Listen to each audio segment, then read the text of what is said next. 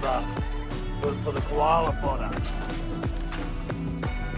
All got to be repaired as we go through and try and sort it out. Even the drip pipe will be mowed over and cut off.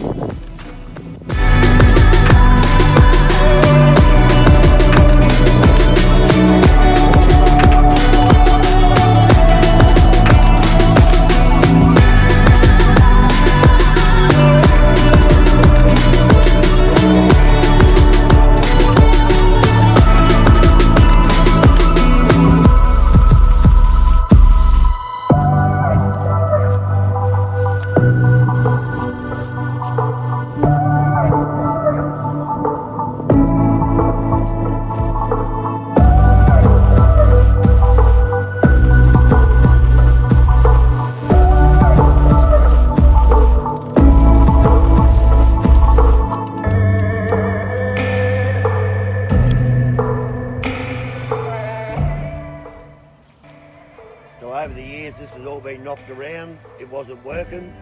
We've got the first two sections of it working again now, it's up and running.